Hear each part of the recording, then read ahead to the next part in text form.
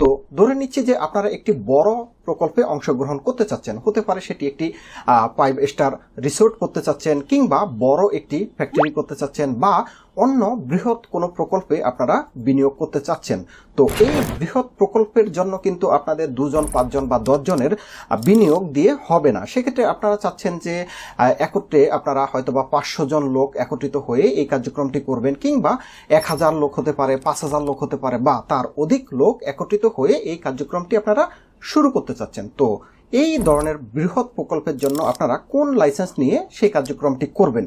তো এক্ষেত্রে আপনাদেরকে যে লাইসেন্স নিতে হবে সেটি হচ্ছে পিএলসি, অর্থাৎ পাবলিক লিমিটেড কোম্পানি।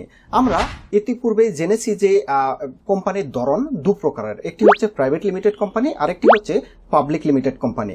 তো যখন উদ্যোক্তার সংখ্যা বা শেয়ার হোল্ডারের সংখ্যা 50 জনের নিচে থাকে, তখন কিন্তু আপনারা প্রাইভেট লিমিটেড কোম্পানির মাধ্যমে সেই কার্যক্রমটি করতে পারেন।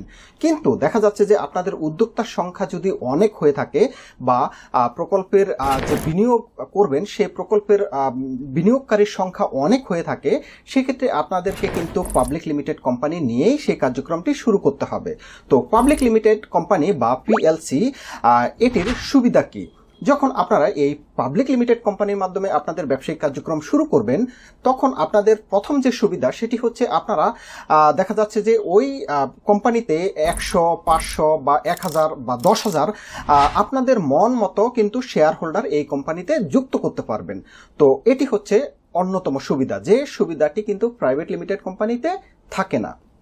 তো এর পরবর্তীতে দ্বিতীয় যে আরেকটি সুবিধা আপনারা পাবেন সেটি হচ্ছে, আপনারা সাপোজ একটি রিসোর্ট করতে চাচ্ছেন, 5 স্টার রিসোর্ট, সেখানে বিপুল অর্থ প্রয়োজন।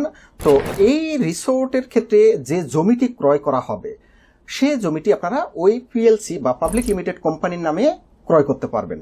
তো ধরে নিচ্ছে যে যদি আপনারা কোম্পানি না করে শুধুমাত্র এই 500 শেয়ার হোল্ডার একত্রিত হয়ে একটি চুক্তিপত্র দিয়ে যদি আপনারা এই রিসোর্টটি করতেন, সেক্ষেত্রে দেখা যাচ্ছে যে এই জমিটি কিন্তু ওই 500 লোকের নামে রেজিস্ট্রেশন করতে হতো, যেটি অত্যন্ত জটিল একটি প্রক্রিয়া।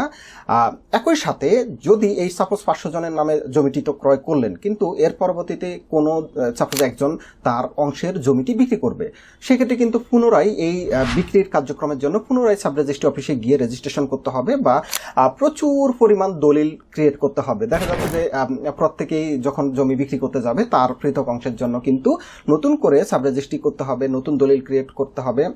সুতরাং এই ধরনের বড় প্রকল্পের জন্য কিন্তু এই প্রক্রিয়া হবে না। সেক্ষেত্রে আপনাদেরকে যে কাজটি করতে হবে, ওই যে আপনারা পিএলসি করবেন, পাবলিক লিমিটেড কোম্পানি করবেন, এবং ওই পিএলসির নামে কিন্তু জমিটি ক্রয় করা হবে। এখন যখন কোম্পানির নামে